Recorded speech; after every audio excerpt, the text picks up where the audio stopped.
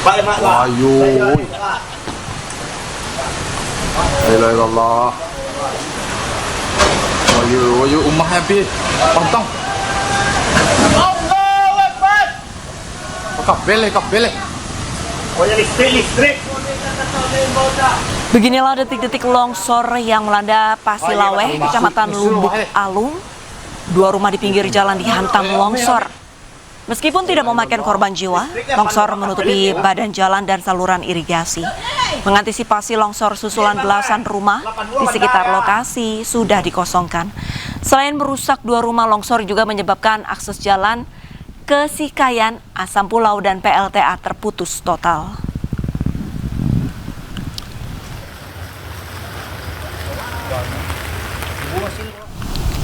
Hujan yang terus mengguyur Solok, Sumatera Barat masih mengancam warga. Debit air sungai yang kencang membuat sejumlah rumah hanyut tertelan. Alhamdulillah, selamat. Alhamdulillah nyampe sekarang, alhamdulillah.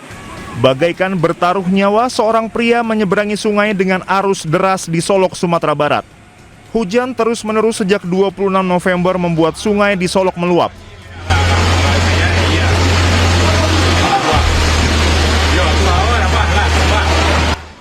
Bahkan derasnya arus banjir membuat sejumlah rumah hanyut ditelan air. Tak hanya rumah, jembatan penyeberangan pun terputus akibat tidak kuat menahan arus sungai.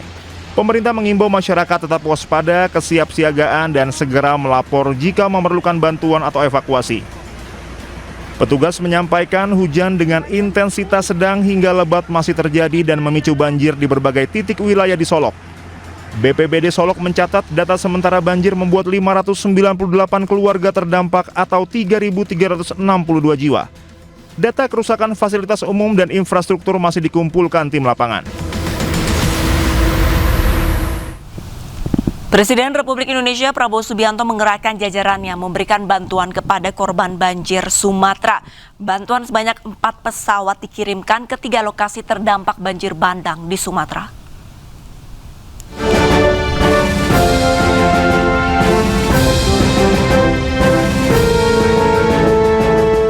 Jumat pagi, pemerintah kembali mengirimkan bantuan sebanyak 4 pesawat, yaitu 3 pesawat Hercules dan 1 pesawat A400.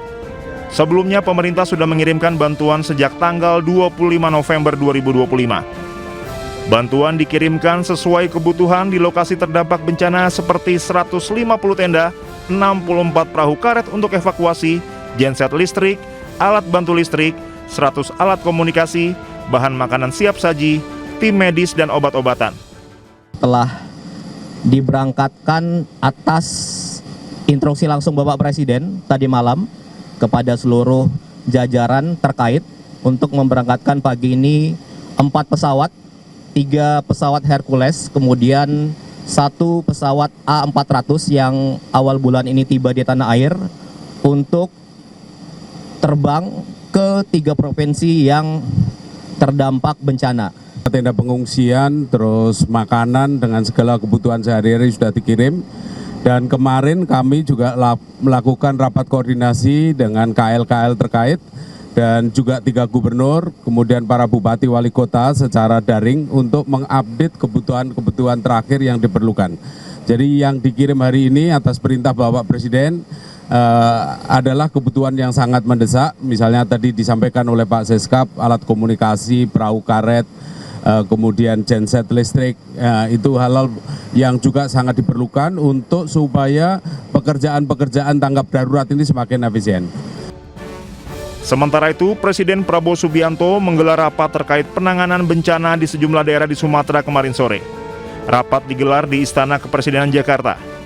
Ratas membahas bencana yang terjadi di Pulau Sumatera hingga perekonomian daerah. Presiden Prabowo Subianto memastikan pemerintah pusat bergerak cepat mengirimkan bantuan bencana banjir ke Provinsi Aceh, Sumatera Utara, dan Sumatera Barat. Bantuan tersebut langsung diterbangkan dengan 3 pesawat Hercules dan 1 pesawat A400. Presiden Prabowo menekankan bantuan akan terus dikirimkan sesuai kebutuhan korban bencana. Pada saat sekarang kita merasakan bahwa ada saudara-saudara kita yang mengalami duka musibah akibat bencana alam yang terjadi di beberapa tempat di Nusantara kita ini, yang terakhir di Aceh, Sumatera Utara, dan Sumatera Barat. Tentunya kita berdoa agar mereka senantiasa dilindungi oleh Yang Maha Kuasa, diringankan duka dan penderitaan mereka. Pemerintah bergerak cepat. Kita dari hari-hari pertama sudah bereaksi, sudah mengirim bantuan dan reaksi melalui jalur darat dan udara, tetapi memang kondisinya sangat berat, banyak yang terputus, cuaca juga masih tidak memungkinkan, kadang-kadang juga helikopter dan pesawat kita sulit untuk mendarat. Tadi pagi kita telah berangkatkan 3 pesawat Hercules C-130 dan 1 pesawat A-400 untuk kesekian kalinya kita kirim bantuan dan terus-menerus kebutuhan mereka di lapangan kita dukung. Saudara-saudara, ini juga mengingatkan kita bahwa dunia penuh dengan tantangan, perubahan iklim, pemanasan global, kerusakan lingkungan. Ini menjadi tantangan yang harus kita hadapi.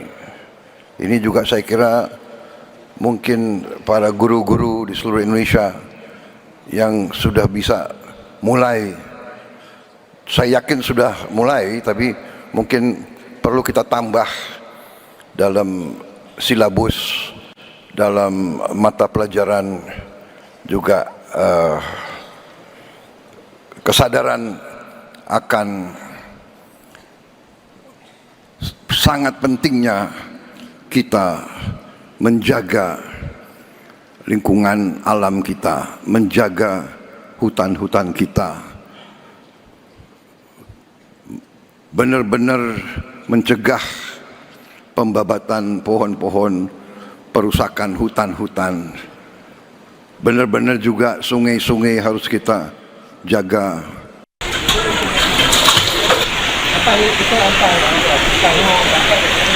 Warga bersusah payah melewati lumpur dan kayu gelondongan yang hanyut terbawa derasnya aliran sungai untuk evakuasi korban banjir yang meninggal. Banyaknya material yang terbawa arus deras banjir bandang membuat proses evakuasi menjadi lama. Korban baru bisa dievakuasi 2 hari setelah ditemukan karena menunggu banjir surut.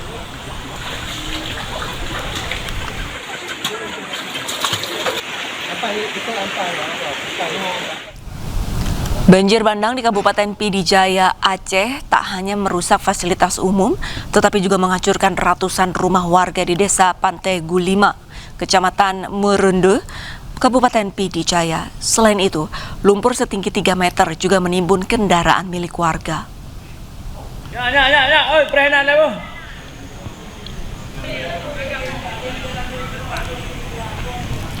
Beginilah kondisi banjir bandang di Kabupaten Pidijaya, Aceh, memporak-porandakan ratusan rumah warga.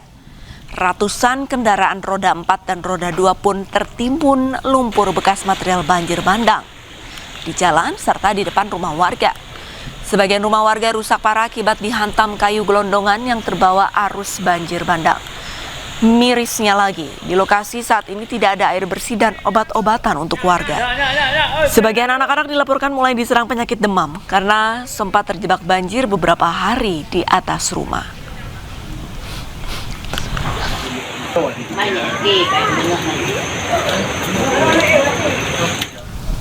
Rumah dinas Gubernur Sumatera Utara Bobi Nasution terendam banjir.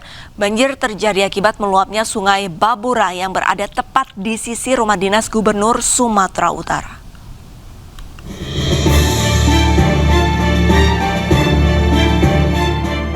Rumah dinas Gubernur Sumatera Utara Bobi Nasution di Jalan Sudirman, Kota Medan, Sumatera Utara ikut terendam banjir.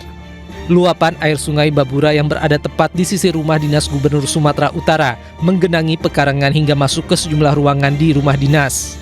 Bahkan sejumlah kendaraan yang terparkir di halaman juga terendam banjir. Banjir dipicu karena tingginya curah hujan yang mengguyur kota Medan selama sepekan. Pasca banjir yang melanda rumah dinas Gubernur Sumatera Utara ini, sejumlah petugas membersihkan pos penjagaan. Hingga kini belum ada penjelasan resmi mengenai kondisi drainase atau penanganan banjir di area tersebut. Dari Medan, Sumatera Utara, Bobi Pakpahan, iNews melaporkan. Wali Kota Sibolga Ahmad Syukri Nazri Penarik dikabarkan hilang kontak usai terjebak banjir dan longsor di Tapanuli Tengah sejak Selasa kemarin. Seluruh upaya komunikasi yang dilakukan dengan Wali Kota Sibolga hingga saat ini belum membuahkan hasil.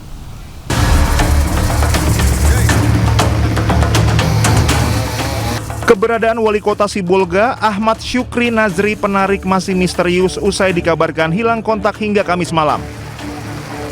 Komunikasi dengannya terputus sejak ia melaporkan diri terjebak longsor di kawasan Sitahuis, Tapanuli Tengah Selasa siang. Wilayah tersebut kini terisolasi akibat bencana banjir dan longsor besar yang memutus akses jalan dan jaringan komunikasi. Upaya pencarian Wali Kota Sibolga terus dilakukan dengan mencari informasi dan menjalin kontak dengan Syukri.